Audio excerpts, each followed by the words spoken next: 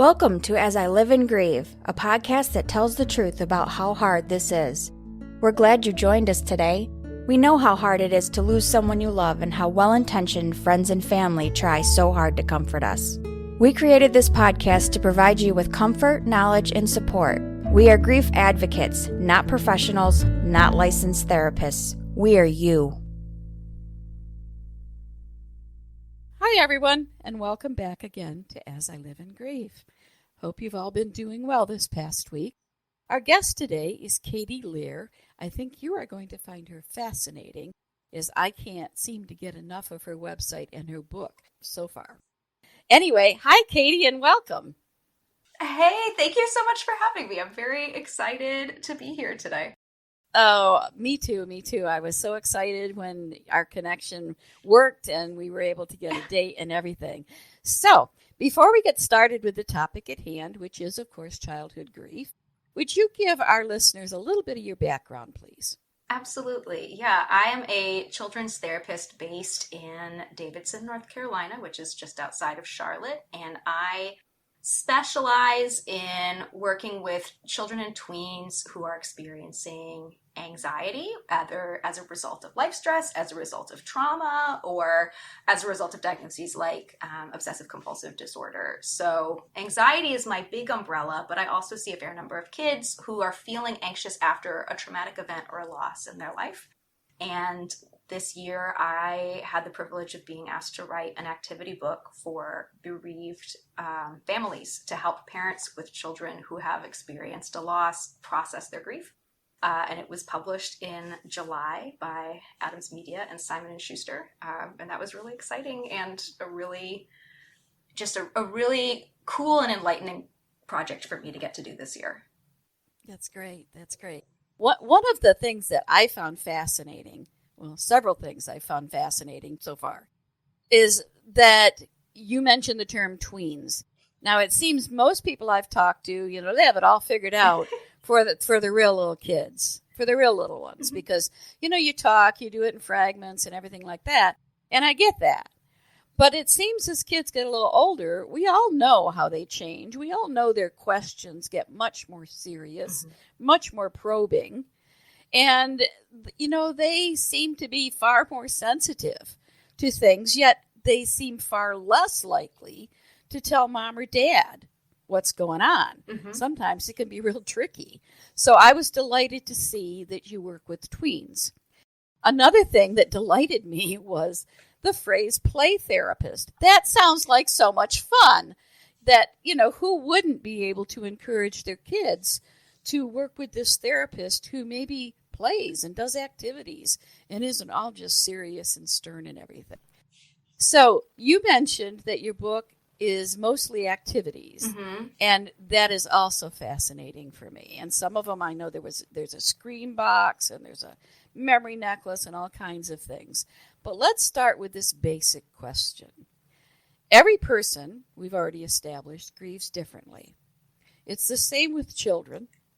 And then, of course, when you mix in not only their gender, but you mix in their ages, it can get real tricky to figure out what your child needs. So let's focus on tweens for a bit.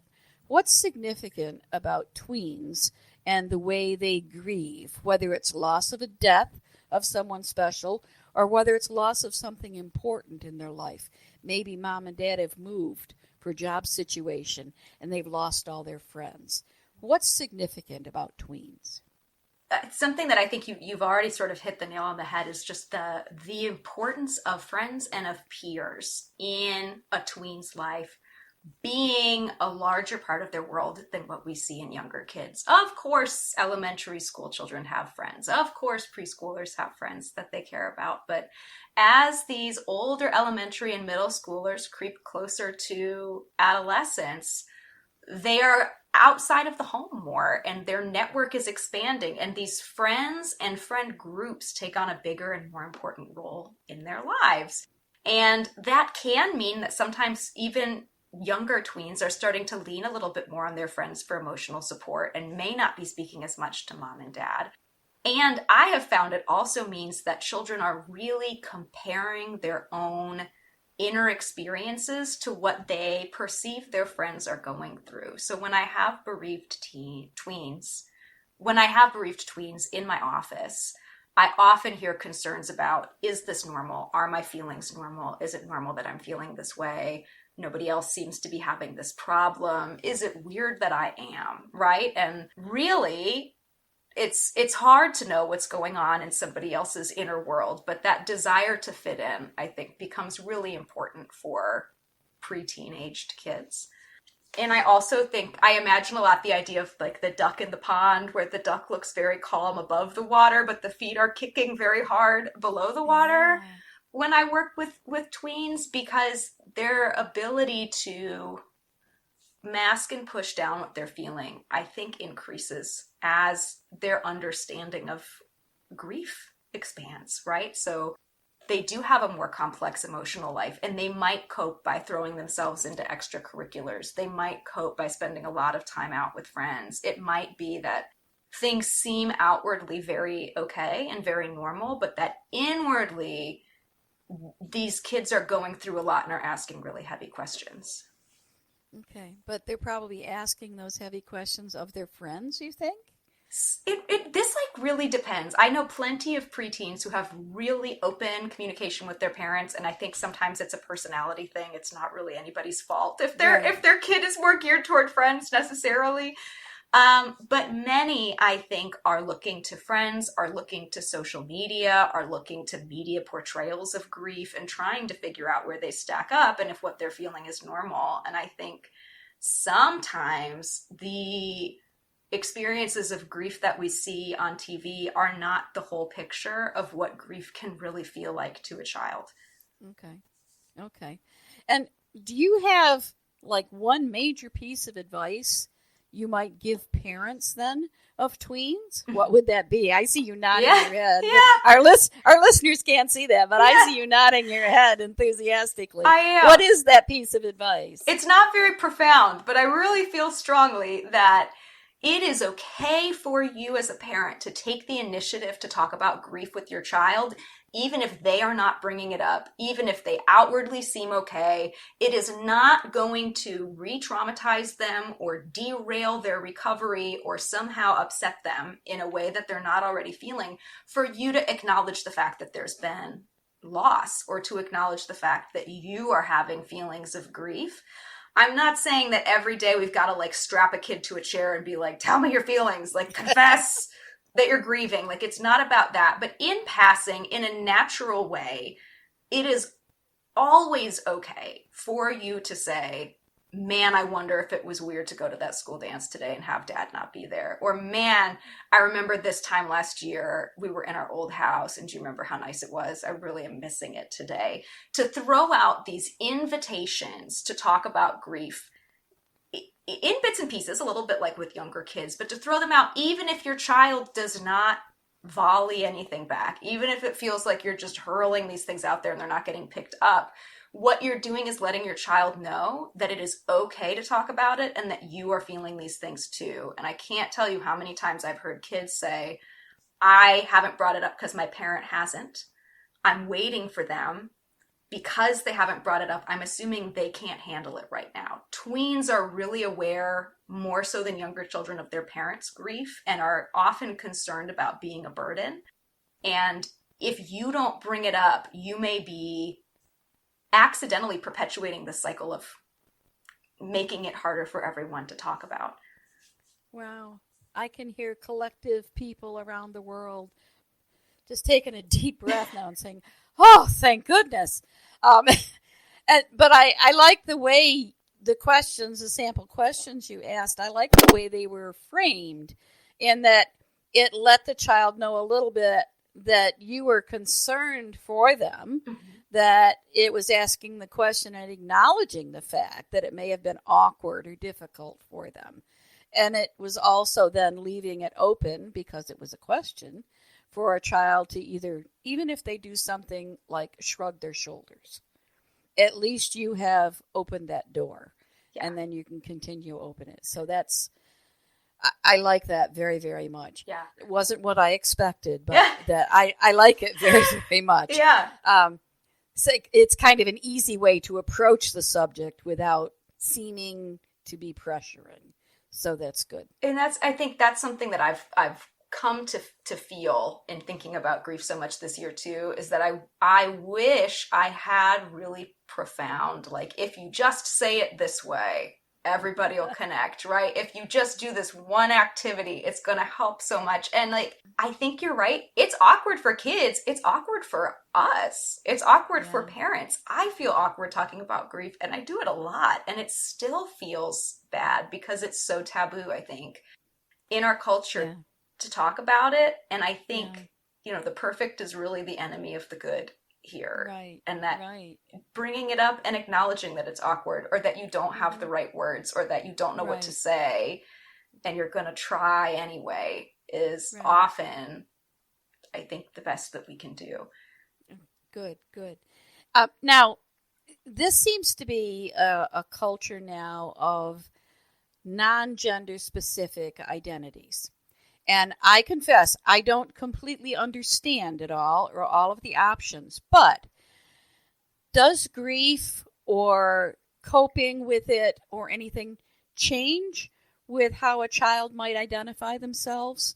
What can parents look for or be aware of that they don't inadvertently say something wrong?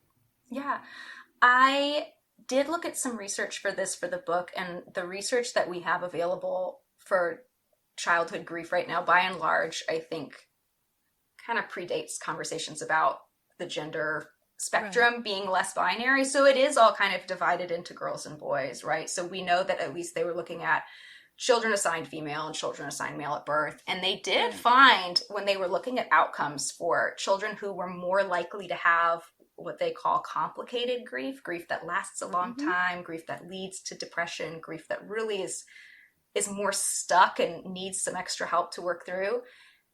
Children of female gender of any age were at an increased risk of complicated grief. They found that female gendered children had a little bit higher risk of this complicated form of grief.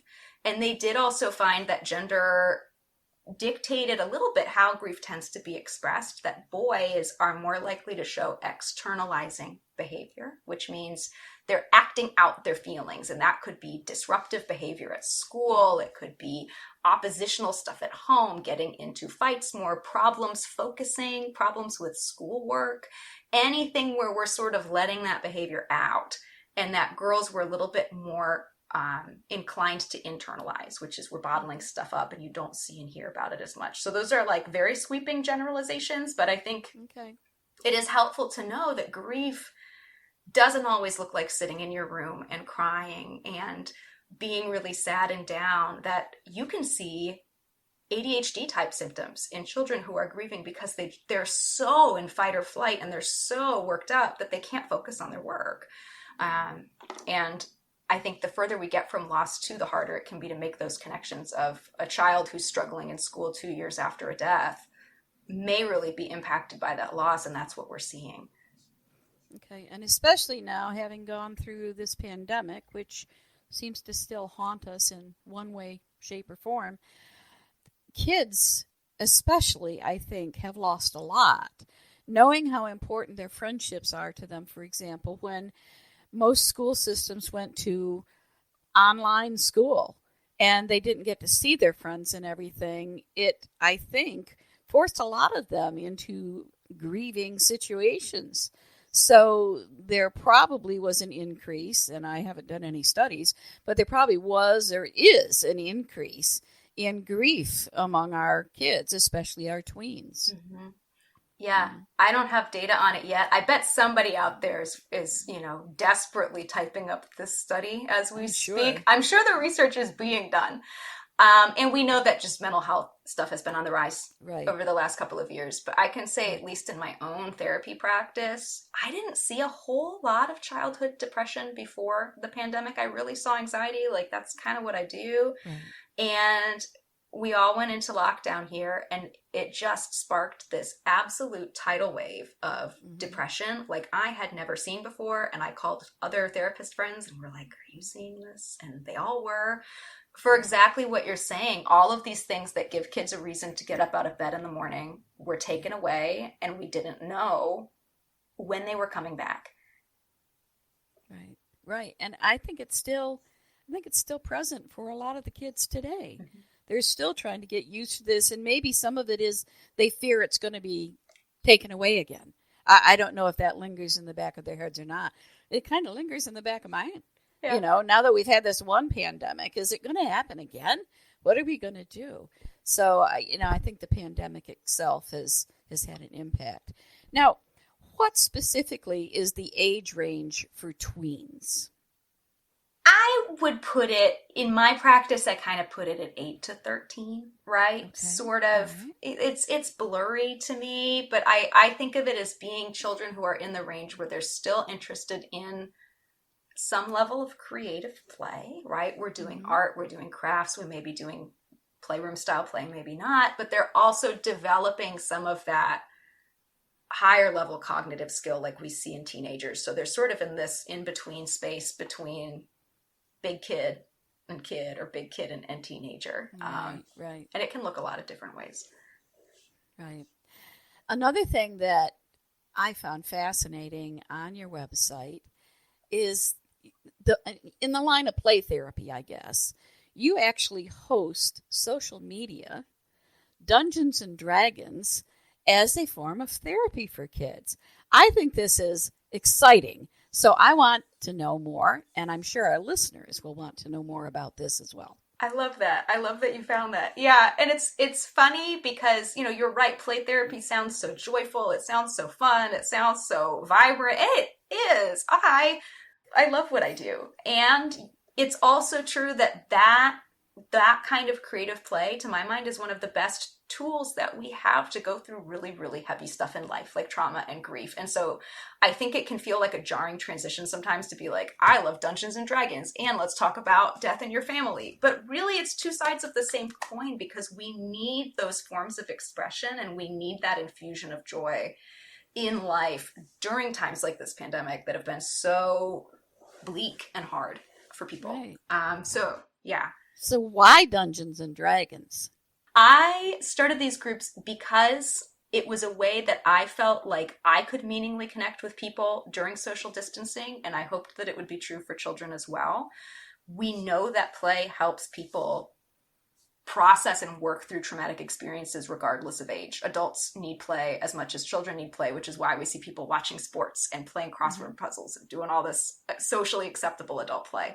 And I hoped that D&D could be a socially acceptable form of play for middle schoolers and teenagers. I had really enjoyed it during the pandemic. And so I started offering it to children in my therapy practice at first, and then to kids in the community, and now kids all over the country, as a way to make friendships and to have something scheduled to look forward to that's creative and social and feels a little bit more real, maybe, than some of the socializing that you do on things like Roblox or on Minecraft, where you don't really know who you're speaking to. Right. And you don't always speak to people either. Right. But Dungeons and Dragons, you have to have that interaction, correct? It's a storytelling game. Yeah, it's really not a visual game. It's very low tech. We don't have like animated stuff. Sometimes you're looking at a shared board, but sometimes you're not. We hold it on Zoom. So the majority of the game is really looking at other people's faces and speaking to them, kind of like we're doing now. Right. And you have to make choices and everything that it's not like you roll the dice and move 5. It's not like that, is it? I mean, there's a potential action needed, and the next player, has to decide what action they're going to take. But it's more creative, correct? Absolutely. If you can imagine acting out a choose your own adventure story, it's a little bit like that, where the person leading the game describes a situation, and then you get to describe and say out loud, like a story, what it is that you think your character would do. And you have special skills, and you have spells, and special things that your person can do.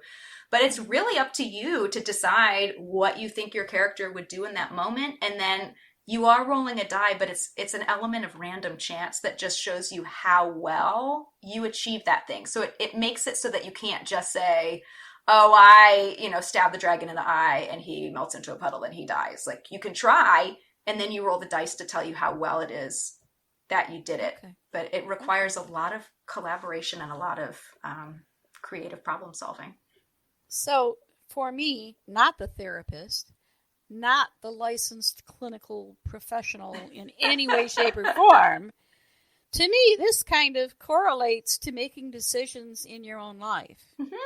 And sometimes you make decisions that do well for you and you move on toward success.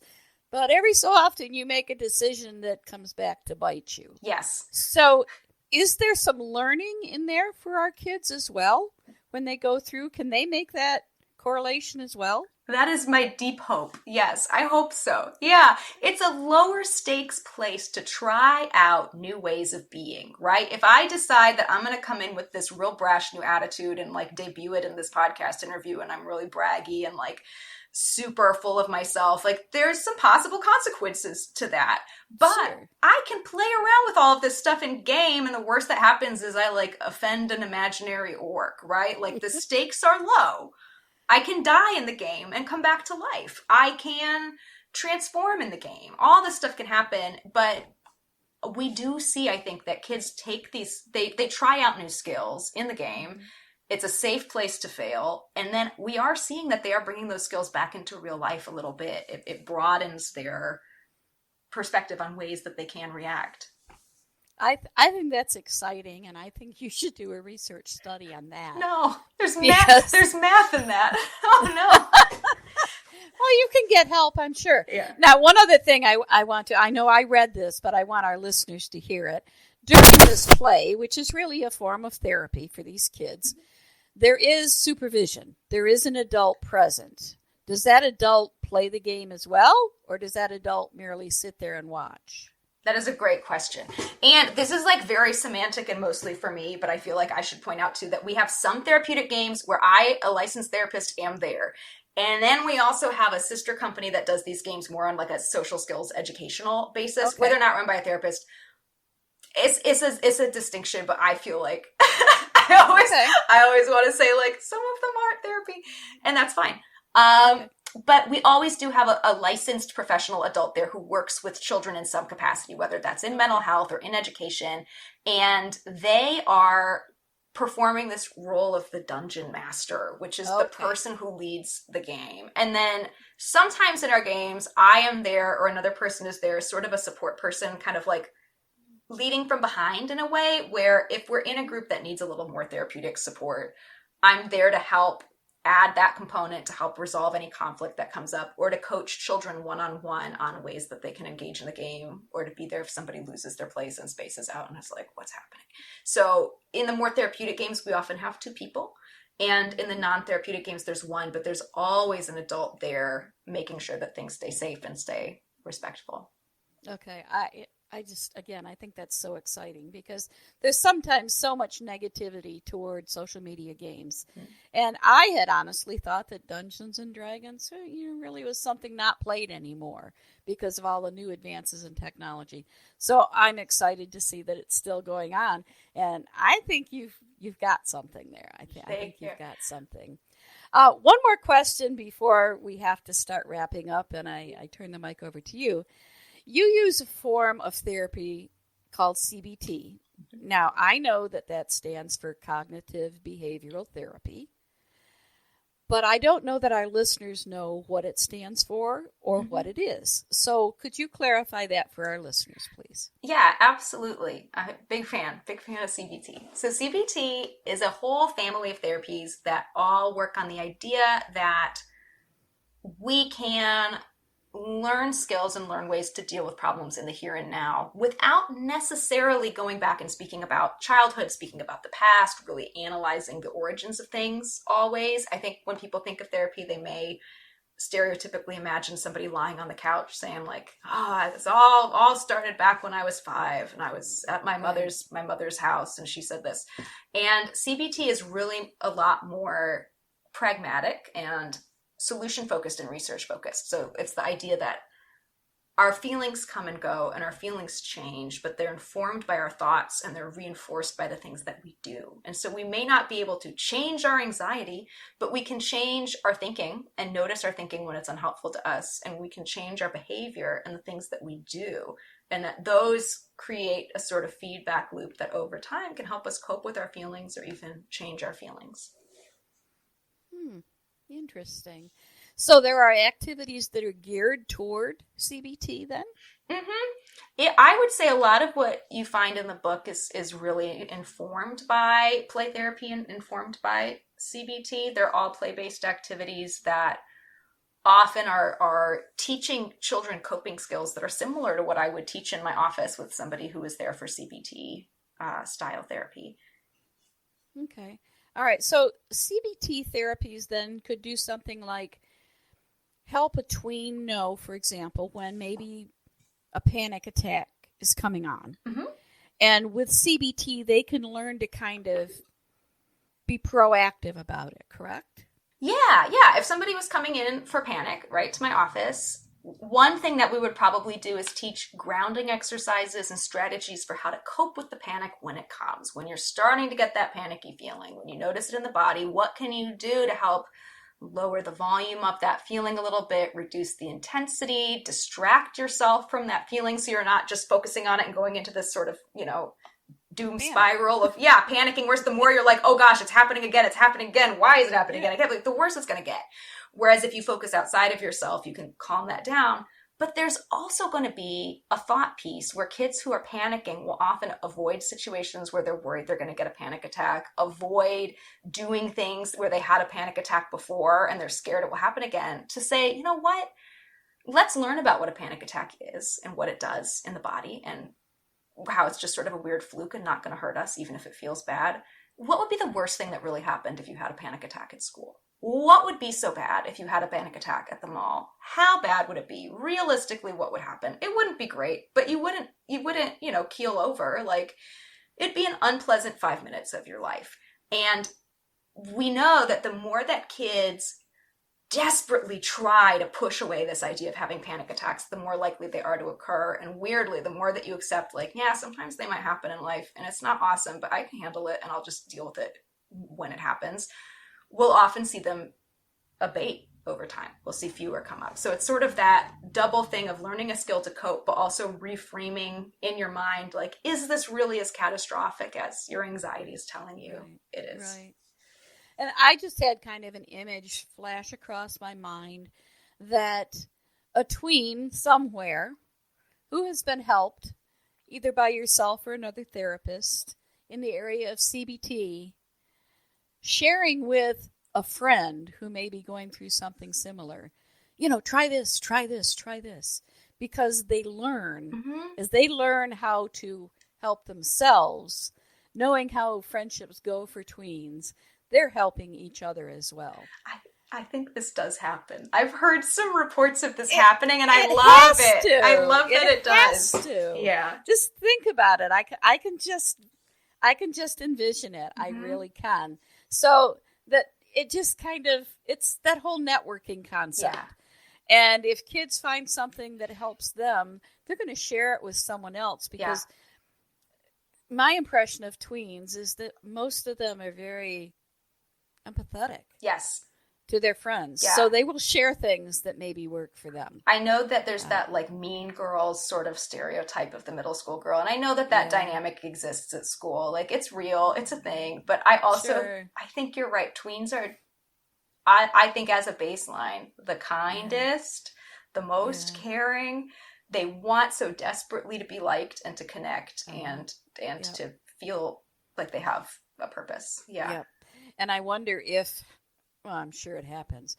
I wonder how many go home and when they see their mom or their dad struggling, say, and try to help their mom or dad or brother or sister as well. Yeah. It's fascinating, and it's a great image in my mind. I love it. Yeah. I'm going to hang on to it for a while. I love that. Well, the time has come, Katie, where I need to wrap up. But before I do, I want to turn the microphone over to you and let you tell our listeners about your website, about your book, because we really haven't focused on that maybe as much as I originally thought we would. You're fascinating to chat with, and I have no doubt that you'll be back again. That's so sweet. But this is your turn now, without me asking questions or leading the conversation, to just talk directly to our listeners. So go ahead, the mic's yours. Totally. Well, I will give just a little blurb about the book. It is a play-based activity book for parents of kids ages 5 to 11, so a little bit younger than that tween age, but I think a lot of the activities translate just fine. But really elementary school-aged kids who've experienced a loss. The book focuses on deaths of close friends or family members, but I think a lot of it is applicable to any kind of loss. And it goes through, it's not a linear book, but it has collections of activities aimed at different goals, whether that is memorializing a deceased person, learning about grief and death, expressing anger in safe ways, creating a narrative for what has happened to try to make sense of it, finding meaning in difficult situations, kind of a more philosophical chapter. Lots of different, very simple, low budget, accessible activities that you can do at home if you've got a spare 15 minutes. And I designed it with grieving families in mind who are likely really stressed and don't have time to go over a ton of research. And so I've tried to really crystallize what I think is most important and put it in very non-researchy terms so that it's easily digestible and you don't have to read the whole thing. If you're interested in the book, you can find it on my website, which is katielear.com/book. The book is there. You can also find my blog there or follow us on Instagram at Katie Lear Counselor. And if D&D was appealing to you and that piqued your interest, you can find all of our non-therapeutic social skills games at youngdragonslayers.com. Youngdragonslayers.com. I want to make sure and put that in the podcast notes as well, because I'm guessing there's someone out there that's going to think this is a great opportunity. You know, Christmas is coming. It might make a nice gift for a child too. And you don't have to let the child know that, you know, it's therapeutic in nature maybe, or it's going to help them. But just, you know, a nice gift. So I have a great nephew maybe. I wonder if he'd like that. Send him our way. Send him on over. So the time has come. Katie, I can't thank you enough for taking time out of your busy schedule and talking to us. This group of tweens for me has been a challenge to find speakers or guests for our podcast. We usually wind up focusing on the little kids. And this was exciting for me to hear more about this age group. And I am sure that there will be an occasion to ask you back again. I would love to, yeah. Maybe you're going to write another book. I don't know. maybe someday, but I think about it and then I'm like, I don't know. It's much a lot of work. Yeah. It's a lot of work, but maybe a book for teachers. That would be really fun. Just putting that on. I will think about it. Yeah. Okay. So, listeners, the time has come. I always get to this point and I think, it goes by just too fast. But the good news is we'll be back again next week with another episode, another guest, and some fascinating insight into the topic of grief. Remember to take care of yourselves. We always promote self-care, because if you can't take care of others if you don't first take care of yourself. So remember that. It could be as simple as a pedicure, or as simple as just sitting on the couch doing nothing, taking deep breaths, and meditating in whatever form you want to. But please remember to take care of yourselves, and I hope you'll come back again next week and join us as we all continue to live in grief. Thank you so much for listening with us today. Do you have a topic that you'd like us to cover, or do you have a question from one of our episodes? Please email us at info@asiliveinGrieve.com and let us know. We hope you will find a moment to leave a review, send an email, and share with others. Join us next time as we continue to live and grieve together.